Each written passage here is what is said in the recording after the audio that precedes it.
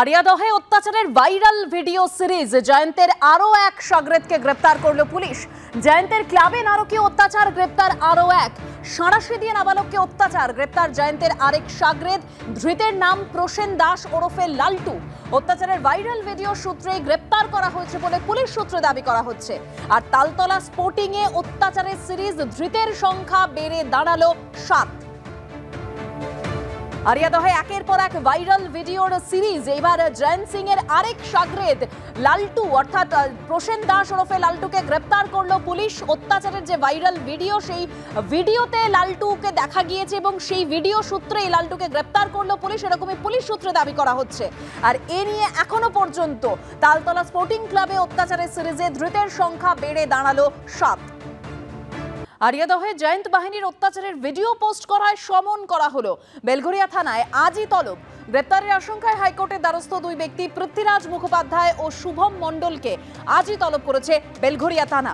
এ বিষয়ে বিস্তারিত জানবো আমাদের প্রতিনিধি সৌভিক মজুমদারের কাছ থেকে। সৌভিক, দেখো, পৃথ্বীরাজ মুখোপাধ্যায় এবং শুভম মণ্ডলের আইনজীবীদের বক্তব্য হচ্ছে তারা একটি হোয়াটসঅ্যাপ গ্রুপে তারা এই ধরনের ভিডিও পোস্ট করেছিলেন এবং সেখান থেকে এক্স হ্যান্ডেলেও এই ভিডিও পোস্ট করা হয় এবং তারপরে এই ভিডিও রিপোস্ট করা হয়। ফলে সব মিলিয়ে এই ঘটনায় ইতিমধ্যে বেলঘরিয়া থানায় একটি এফআইআর দায়ের হয়েছে এবং তার প্রেক্ষিতে এই দুই ব্যক্তিকে ডেকে পাঠানো হয়েছে এবং গতকাল সমন পাঠিয়ে আজকেই ডেকে পাঠানো হয়েছে বলে তাদের দাবি এবং তাদের আইনজীবীরা সেই মর্মেই আদালতে বক্তব্য পেশ করেছেন এবং তাদের বক্তব্য হলো যে এই ভিডিও পোস্ট এবং রিপোস্ট করার অপরাধে এই দুই ব্যক্তিকে থানায় ডেকে পাঠানো হয়েছে এবং তারা আশঙ্কা করছেন তারা থানায় হাজিরা দিতে গেলে তাদেরকে গ্রেফতার করা হতে পারে। ফলত সেই মর্মে তারা রক্ষা কবচে কলকাতা হাইকোর্টের দ্বারস্থ হয়েছেন। মাননীয় বিচারপতি অমৃতা সিনহার পর্যবেক্ষণ হচ্ছে যে এই ধরনের ভিডিও পোস্ট করার প্রয়োজনীয়তা কি রয়েছে এবং এভাবেই কিন্তু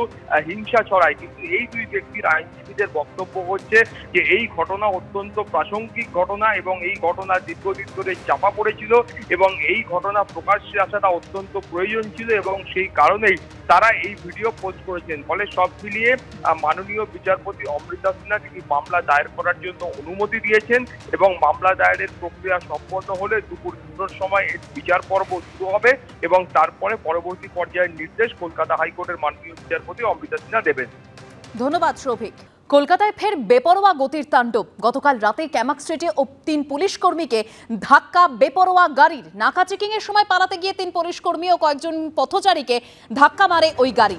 ঠিক কিভাবে এই দুর্ঘটনা ঘটলো কি জানা যাচ্ছে, আর বিস্তারিত তথ্য জানবো আমাদের প্রতিনিধি সুকান্ত মুখোপাধ্যায়ের কাছ থেকে। সুকান্ত, দেখো, রাত্রি 11:30 নাগাদ ঘটনাটি ঘটেছে এমনটাই কিন্তু পুলিশ সূত্রে জানা যাচ্ছে এবং ঘটনাটি ঘটেছে একদমই শেক্সপিয়ার সরণি থানার ক্যামাক স্ট্রিট এবং মিডলটন রোডের ক্রসিং এ। এবং যেটা পুলিশ সূত্রে জানা গেছে যে প্রথমে একটি নাকা চেকিং তারা কার্যত সেটা পেরিয়ে এই গাড়িটি যাচ্ছিল এবং পরবর্তী যে নাকা চেকিং হয় সেটি হচ্ছে একদমই এই ক্যামাক স্ট্রিট এবং মিডলটন ক্রসিং এর মাঝখানে নাকা চেকিং, যেটা প্রত্যেকদিন রাত্রে হয় বেপরোয়া গতিকে আটকানোর ক্ষেত্রে। তখন দেখা যায় যে একটি সাদা রঙের হন্ডা সিটি গাড়ি প্রথম নাকা চেকিং পের করার পরে যখন দ্বিতীয় নাকা চেকিং এ তাকে আটকানোর চেষ্টা হয় সেই সময় গাড়িটি বেপরোয়া গতিতে এগোতে থাকে এবং সেই সময় 3 জন পুলিশ কর্মীকে কিন্তু এই গাড়িটি ধাক্কা মারে, যার মধ্যে 2 জন ট্রাফিক গার্ড রয়েছেন এবং একজন কিন্তু ট্রাফিক সার্জেন্ট ছিলেন। এবং তারপরে কিন্তু লালবাজার কন্ট্রোল রুমে খবর যায়, সেখান থেকে পরবর্তী যে ক্রসিং সেটাকে লাল করে দেওয়া হয় এবং গাড়িটিকে ইন্টারসেপ্ট করা হয়। কিন্তু সেই সময় গাড়িটি কিন্তু একেবারে তার গতি কমায়নি, গাড়িটি ইউটার্ন করিয়ে একটি ফুটপাতের উপর থেকে পালানোর চেষ্টা করে এবং সেই সময় যারা পথচারী ছিলেন তাদেরও 2 জনকে সেই গাড়িটি ধাক্কা মারে এবং আরো একটি গাড়ি যেটি পার্কিং অবস্থাতে ছিল সেই গাড়িটিকেও গাড়িটি ধাক্কা মারে, হন্ডা সিটি গাড়িটি ধাক্কা মারে। এবং তারপরেই যারা আশপাশের বাসিন্দারা রয়েছেন তারা গাড়িটির উপর চড়াও হন এবং এই মুহূর্তে যেটা আমরা পুলিশ সূত্রে জানতে পারছি যে গাড়িটির উপর তারা ভাঙচুরেরও চেষ্টা করেন। পরবর্তীকালে পুলিশ গিয়ে গাড়ির চালক এবং তার ঠিক বাদিকের আসনে বসা একজন সওয়ারি 2 জনকে তারা আটক করে থানায় নিয়ে যাওয়া হয়। সারা রাত্রি তাদেরকে জিজ্ঞাসাবাদ করা হয় এবং পরবর্তী সময় ড্রাইভারকে গ্রেফতার করা হয়েছে। শেক্সপিয়ার সরণি তাকে গ্রেফতার করেছে এমনটাই জানা যাচ্ছে। কিন্তু ঠিক কেন তারা এই নাকা চেকিংকে অ্যাভয়েড করার চেষ্টা করছিলেন, কেন প্রথম নাকা চেকিং তারা কার্যত বেপরোয়া গতিতে পেরোনোর পর সেকেন্ড নাকা চেকিংও তারা গাড়ি থামালেন না, সেখান থেকেও গাড়িটিকে গতিবেগে বার করে নিলেন, পুরো বিষয়টি তারা খতিয়ে দেখেন। গাড়িটিকে সার্চও করা হয় যে গাড়ির ভেতরে কোনো রকম বেআইনি কোনো কিছু সেখানে মজুদ ছিল কিনা, কিন্তু সেরকম কিছু পাওয়া যায়নি। আপাতত ড্রাইভারকে জিজ্ঞাসাবাদ করা হচ্ছে।